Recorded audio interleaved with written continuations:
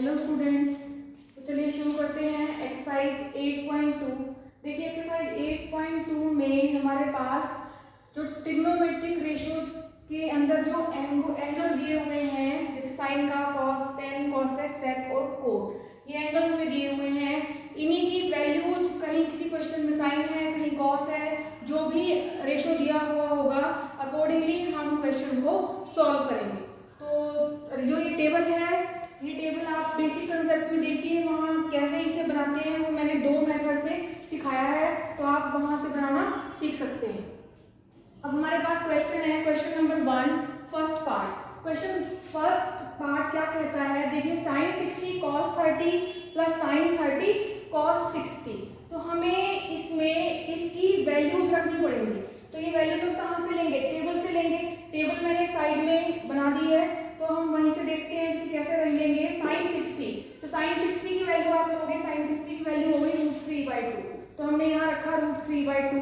Cos 30, cos 30 की value है √3/2, यहाँ से हमने √3/2 रखा। फिर है साइन 30, साइन 30 की वैल्यू 1/2, और फिर है कॉस 60, कॉस 60 की वैल्यू अगेन 1/2। तो हमने टेबल से ये चारों वैल्यूज देख ली और वहां से हमने लिख दिए हैं।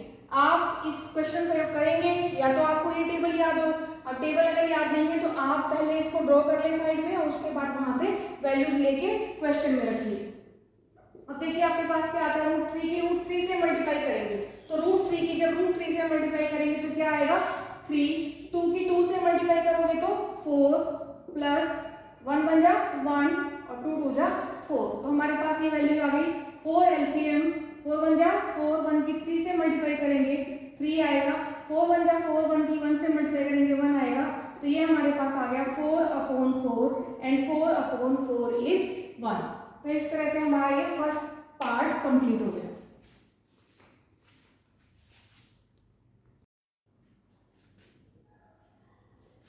चलिए शुरू करते हैं क्वेश्चन नंबर 1 का सेकंड पार्ट। देखिए सेकंड पार्ट में ये दिया हुआ है 2 tan square 45 plus cos square 30 minus sin square 60।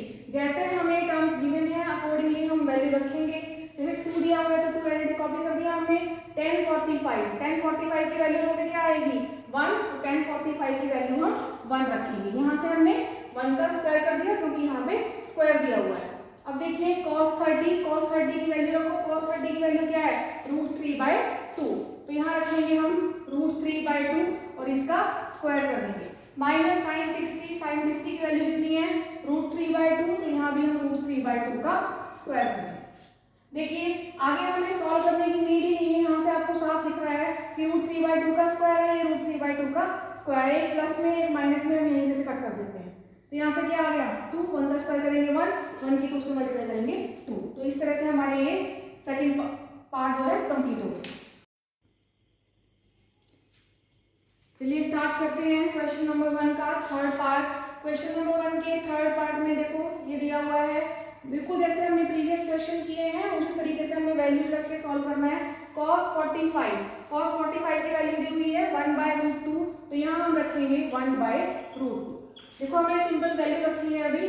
फिर उसके बाद sec 30 दिया हुआ है, हम sec 30 रखेंगे। sec 30 की वैल्यू है 2/√3, हमने 2/√3 रखा। फिर देखो क्या दिया हुआ है cosec 30 की वैल्यू है 2, तो यहाँ से हमने 2 रख दिया। अब हमें क्या करना है, इसे सिंप्लीफाई करना है। सिंप्लीफाई करने के लिए देखो यहाँ से पहले मैंने 1/√2 लिखा। अब यहाँ पे क्योंकि नीचे √3 है डिनोमिनेटर में, तो मैं अगर इसको 1 लिख लूँ तो यहाँ से कोई फर्क नहीं पड़ेगा, 2/1 हम इसको लिख सकते हैं। तो √3 हमारा एलसीएम आ गया। √3 का टेबल रीड करेंगे, यहाँ से 1 पे जाएगा तो 1 की 2 से मल्टीप्लाई करोगे 2 आ जाएगा। तो यहाँ से कितना आया 2√3। देखो 1 का टेबल पढ़ा, यहाँ से √3 आएगा, √3 की 2 से मल्टीप्लाई करेंगे तो 2√3 आएगा। अब देखो ये नीचे आ गया 1/√2, ये √3 ऊपर जाएगा और ये आ जाएगा आपके पास 2 प्लस 2√3। ये तो आपको मालूम है कि 1/2 लिखा है और यहाँ 1/3 लिखा है, तो क्या होगा जो 2 होता है वो नीचे आ जाएगा, और यहाँ अगर हम 1/3 ले रहे थे तो ये ऊपर चला जाएगा। तो यहाँ से हमारे पास ये टर्म्स आ गई। अब यहाँ से देखो क्या करना है, इसको अब हम सिंप्लीफाई करेंगे। सिंप्लीफाई करने के लिए चलिए यहाँ साइड में करते हैं। यहाँ इसको सिंप्लीफाई करने के लिए देखो √3 है ऊपर और नीचे कितना है √2। मैंने क्या किया, इसमें से मैं 2 कॉमन ले लेती हूँ। मैंने यहाँ से 2 कॉमन लिया, तो अलग लिख देते हैं पहले इसको। 2 कॉमन लिया, कितना बचेगा अंदर देखो, 1 प्लस रूट 3। हमने 2 कॉमन लिया, 2 कॉमन लेंगे तो अंदर कितना बचेगा, 1 प्लस रूट 3। देखो अभी हमने सिर्फ इसको कॉमन निकाला है 2 को। उसके बाद क्या करेंगे आप, रूट 3 और नीचे है यहाँ पे रूट 2, इस 2 को मैं बाहर ले लेती हूँ, 2 यहाँ आ गया।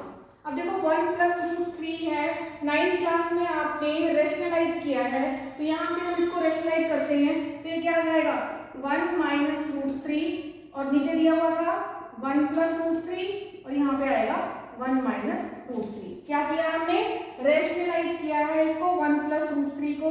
यहाँ से इसका जो प्लस में था तो साइन चेंज होता है, 1 माइनस रूट 3 और ऐसे ही डिनोमिनेटर में इसको लिख देंगे।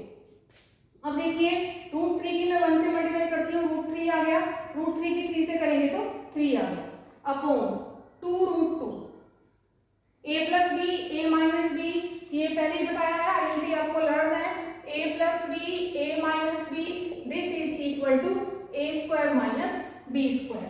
तो ये a square minus b square हो जाएगा, यहाँ से रखेंगे a का स्क्वायर करेंगे मीन्स 1 का स्क्वायर करोगे 1 आएगा, माइनस रूट 3 का स्क्वायर करेंगे तो 3 आ जाएगा। क्या किया हमने, आइडेंटिटी अप्लाई कर दी है, 1 का स्क्वायर किया तो 1 आया, रूट 3 का स्क्वायर किया तो 3 आ गया। अब देखिए रूट 3 माइनस 3 अपॉन 2 रूट 2 और 1 माइनस 3 करोगे तो माइनस 2 आ जाएगा।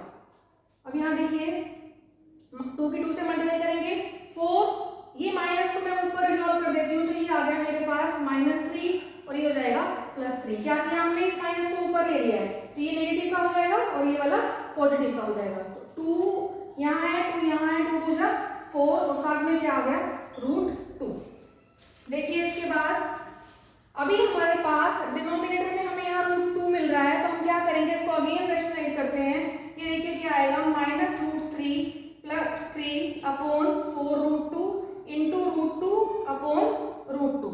इसको फिर से रेशनलाइज कर दिया है, ये क्या बन गया हमारे पास, देखो रूट 2 की इससे मल्टीप्लाई करोगे minus root 6 plus 3 root 2 upon root 2 की रूट 2 से करेंगे तो 2 आएगा और 2 की 4 से करेंगे तो 8 आएगा। तो यहाँ से हमारे पास आंसर क्या आ जाता है, 3 रूट 2 माइनस रूट 6 अपॉन 8। तो देखो ऐसे क्वेश्चंस हैं जहां हमारे पास डिनोमिनेटर में कहीं भी कुछ ये बन रहा है प्लस रूट 3, कहीं बन रहा है रूट 2, तो हम क्या करते हैं ऐसे क्वेश्चन में, रेशनलाइज कर देते हैं।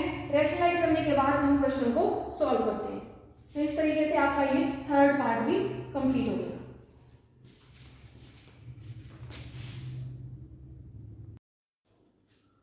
चलिए शुरू करते हैं क्वेश्चन नंबर 1 का फोर्थ पार्ट। क्वेश्चन नंबर 1 के फोर्थ पार्ट में हमें ये क्वेश्चन दिया हुआ है। अगेन हमारे पास वैल्यूज हैं, यहाँ से कि sin 30 है, tan 45 है, इनकी वैल्यूज हमें रखनी है इसके अंदर। अब देखो क्या करोगे, sin 30 पे पहुंचो, sin 30 की वैल्यू हो गई 1/2, तो हमें वैल्यूज रखनी है। tan 45 की वैल्यू टेबल से देखिए, tan 45 की वैल्यू 1, cosec 60 की वैल्यू क्या हो जाएगी 2/√3, तो यहाँ से हमने 2/√3 रखा।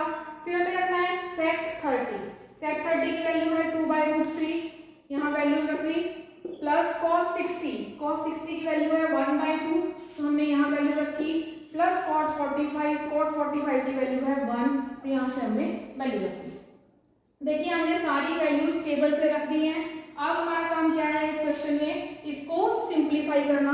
सिंप्लीफाई करने के लिए अब देखो यहाँ पे 1 है, इसका मतलब क्या है, डिनोमिनेटर में 1 ही है, तो एलसीएम क्या आ जाएगा हमारे पास 2√3, तो इसका एलसीएम 2√3 आ गया, 2 1 जा 2, यहाँ से √3 बचेगा, तो ये आपके पास √3 आ गया, प्लस इसको करोगे तो ये आ जाएगा आपके पास 2√3 का टेबल रीड करोगे तो यहाँ से 2 आएगा, तो ये आ गया आपके पास 4।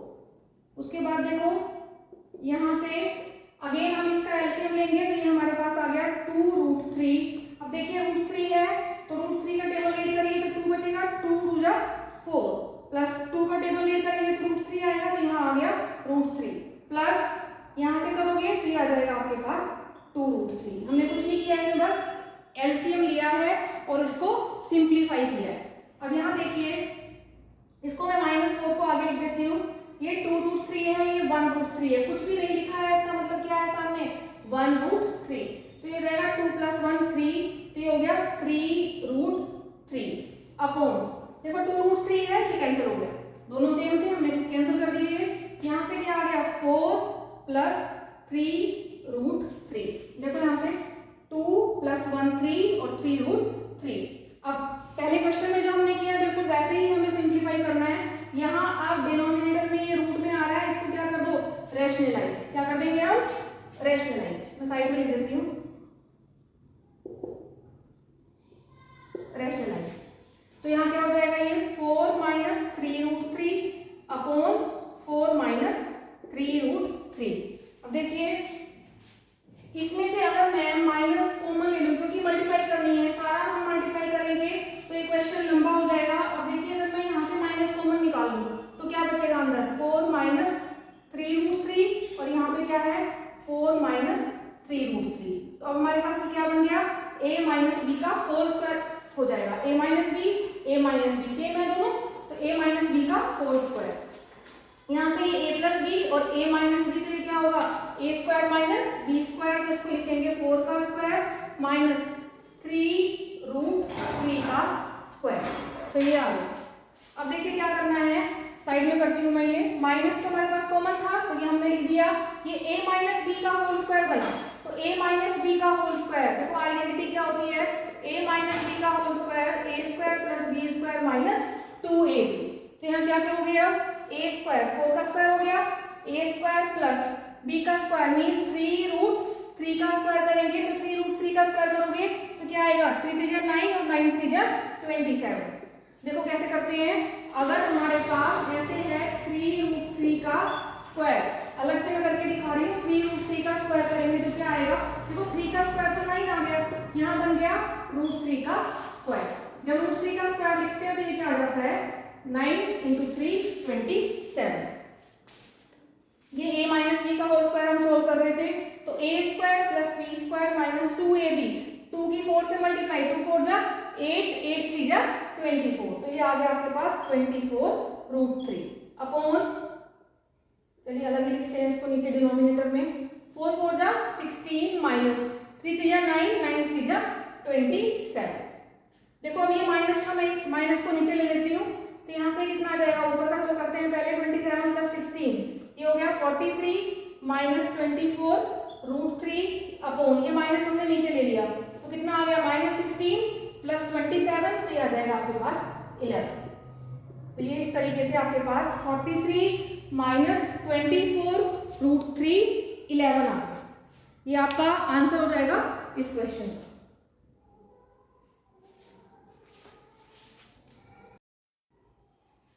चलिए शुरू करते हैं इस क्वेश्चन 1 का लास्ट पार्ट। देखिए फिर हमें वैल्यूज रखनी है, पूरी एक्सरसाइज ऑलमोस्ट वैल्यूज रख के ही सॉल्व होगी। तो 5 दिया है, यहाँ पर 5 लिख दिया हमने, cos 60, देखो cos 60 क्या दिया है, cos 60 की वैल्यू है 1/2, तो यहाँ से हमने 1/2 रखा, फिर हमने 4 लिखा, sec 30 की वैल्यू देखो 2/√3, तो यहाँ से ये आ गया 2/√3 का स्क्वायर, 1045 1 होता है तो ये 1 का स्क्वायर आ गया। अब देखिए sin 30 की वैल्यू कितनी है 1/2, तो यहाँ हम 1/2 रखेंगे, तो ये हो गया 1/2 का स्क्वायर। फिर हमें लेना है cos 30 की वैल्यू कितनी है √3/2, तो हम ये रखेंगे √3/2 और इसका स्क्वायर कर देंगे। अब देखिए 5 1/2 का स्क्वायर किया तो कितना आ गया 1/4 + 4, 2 का स्क्वायर करोगे 4, √3 का स्क्वायर करोगे 3, ये बता दिया है मैंने पिछले क्वेश्चन में भी। यहाँ मैं साइड में से लिख देती हूँ, अगर हम √3 का स्क्वायर करते हैं तो ये क्या आ जाता है हमारे पास 3, तो हमने यहाँ 3 लिख दिया। यहाँ आ गया 1/2 का स्क्वायर करेंगे 1/4, √3 का स्क्वायर करोगे 3 और 2 का स्क्वायर करोगे 4। हम इसको सिंप्लीफाई कर रहे हैं वैल्यू रखने के बाद। देखो कितना आता है 5/4, 4 4 जा 16 अपॉन 3, ऊपर के ऊपर मल्टीप्लाई होगी, 4 4 जा 16 और 3 नीचे है तो नीचे आ गया 3 -1 अपॉन 1/4 + 3/4, एलसीएम लेके कितना बन जाएगा, ये देखो 4 मैंने एलसीएम लिया तो ये हो गया 1 + 3। चलिए साइड में करते हैं। अब देखिए ये क्या हो गया 4 और 3 का एलसीएम ले लेते हैं, कितना आ जाएगा 12। 4 3 जा 12, 3 5 जा 15 प्लस 3 का टेबल रीड करिए, 3 4 जा 12, 4 आया, 4 की 16 से मल्टीप्लाई 64 आ गया, माइनस देखो यहाँ से 12 था हमारे पास। अब इसका मतलब क्या है, 1 है तो मैं अपॉन में अगर 1 लिख दूं तो कोई फर्क तो पड़ेगा नहीं, तो हमने यहाँ 1 लिखा, तो 1 का टेबल करिए, 12 आया, 12 की 1 से करेंगे तो 12 आ गया, अपॉन ये कितना आया 4/4, ये कैंसिल होके कितना आ जाएगा 1। देखो यहाँ से 4 + 5 9, 6 + 1 7 माइनस 12 अपॉन 12, नीचे 1 ही है, 1 आप लिखें चाहे ना लिखें कोई फर्क नहीं पड़ेगा उससे। 9 - 2 कितना आया 7, 7 - 1 कितना आया 6, ये आ गया आपके पास 67/12। तो इस तरह से हमने इसकी कैलकुलेशन की। देखिए क्या किया है, क्वेश्चन में टर्म्स दी हुई हैं, इनके अंदर हमें बस सिर्फ पहले वैल्यू रखनी है, वैल्यू रखने के बाद इसको सिंप्लीफाई करना है। Calculation part is very very important, कहीं प्लस है कहीं माइनस है, कहीं न्यूमरेटर अपॉन डिनोमिनेटर में भी ऐसे बन रहा है कि ऊपर भी 1 अपॉन समथिंग है, नीचे भी 1 अपॉन समथिंग है, तो हमें उसे कैसे सॉल्व करना है उन सब का आप ध्यान रखेंगे और तब सिंप्लीफाई करेंगे। इस तरीके से ये आपका 5th पार्ट भी कंप्लीट हो गया।